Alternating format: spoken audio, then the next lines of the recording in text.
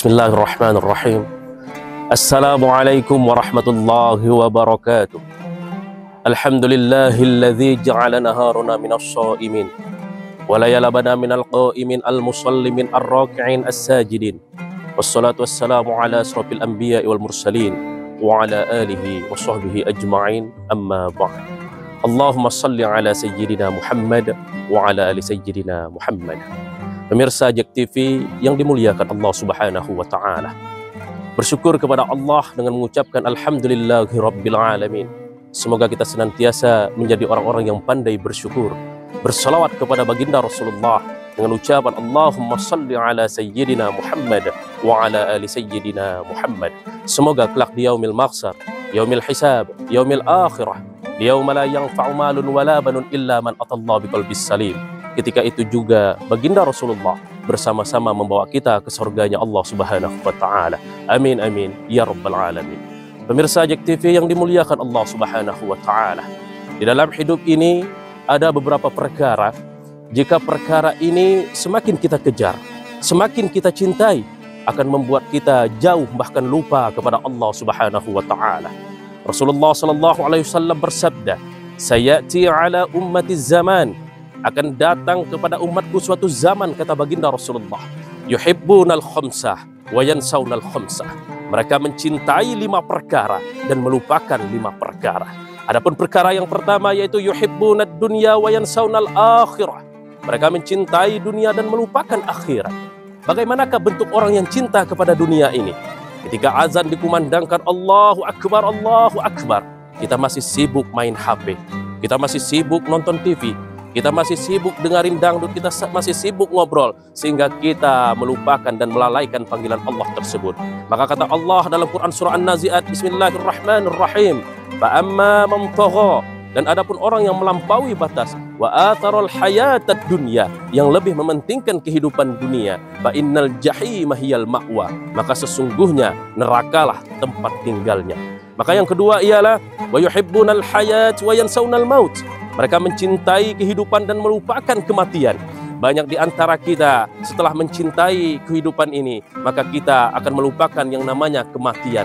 Padahal apa? Al-Imam Al-Ghazali mengatakan yang paling dekat dengan kita adalah kematian. Bisa saja Allah ambil nyawa kita di bulan suci Ramadan ini. Bisa saja juga hari ini juga, detik ini juga, ketika kita melihat siaran ini juga, Allah ambil nyawa kita sekarang juga. Maka jangan terlena dengan kehidupan ini, karena tidak ada jaminan yang sehat hari ini akan mati dalam keadaan sakit. Tidak ada jaminan yang muda hari ini akan mati dalam keadaan tua. Semua siapa saja bisa saja hari ini diambil nyawanya oleh Allah Subhanahu wa Ta'ala.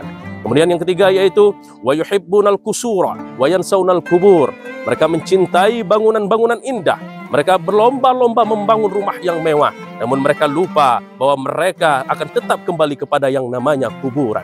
Kemudian yang keempat yaitu wa yuhibbunal mal wa yansawnal hisab. Mereka mencintai harta dan melupakan hisab. Hisab ini adalah perhitungan amal ibadah kelak di yaumil mahsyar nanti. Maka kalau orang sudah cinta akan harta, cinta uang, cinta jabatan, mereka akan menghalalkan segala cara untuk mendapatkan harta tersebut, sehingga mereka lupa bahwa nanti ada yang namanya yaumil hisab. Setiap amal ibadah yang kita lakukan di dunia ini, setiap hak orang yang pernah kita makan di dunia ini, kelak akan dipertanyakan oleh Allah Subhanahu wa Ta'ala. 1.000 rupiah, 2.000 rupiah, 5.000 rupiah yang bukan hak kita masuk ke dalam perut kita, kelak di yaumil hisab semuanya akan dipertanyakan oleh Allah Subhanahu wa Ta'ala. Dan bisa jadi karena 2.000 rupiah yang bukan hak kita ini akan menjadi penghalang kita menuju surganya Allah Subhanahu wa Ta'ala. Kemudian yang terakhir yaitu wa yuhibbunal khalqa wa yansawnal khaliq. Mereka mencintai makhluk dan melupakan sang penciptanya. Orang kalau sudah cinta akan makhluk, cinta akan manusia, perlahan-pelan mereka akan mulai melupakan sang penciptanya Allah Subhanahu wa Ta'ala. Pemirsa JEK TV yang dimuliakan Allah Subhanahu wa Ta'ala, maka inilah perkara yang semakin kita kejar, semakin kita cintai, akan membuat kita semakin lupa bahkan jauh daripada Allah Subhanahu wa Ta'ala. Jika hal ini terjadi dalam kehidupan kita, maka akan timbul sebuah penyakit hati dalam hati kita, yaitu apa? Al-wahan, cinta dunia, takut akan kematian.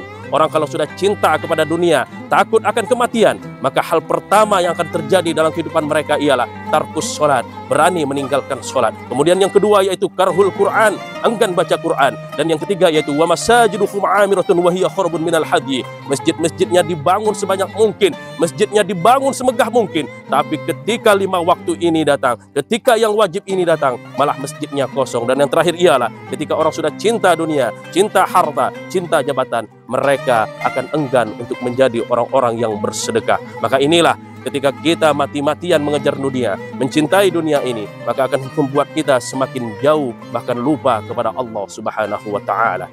Pemirsa JEK TV yang dimuliakan Allah Subhanahu wa Ta'ala, ingat, dunia ini hanya setetes. Kalau dapat tak usah bangga, tak dapat tak usah kecewa. Karena apa? Yang kita dapatkan hanya setetes, dan yang kita kecewakan hanya setetes. Fokuslah urusan akhirat, maka apa? Dunia akan bersimpuh malu di hadapanmu. Pemirsa JEK TV yang dimuliakan Allah Subhanahu wa Ta'ala, tak ada gading yang tak retak bukan gading namanya, tak ada manusia yang tak bersalah bukan manusia namanya. Undur makola wala tanzur man kola, lihatlah apa yang dikatakannya, jangan lihat siapa yang berkata. Wallahul muwafiq ila aqwamit thariq, billahi taufiq wal hidayah. Wassalamualaikum warahmatullahi wabarakatuh.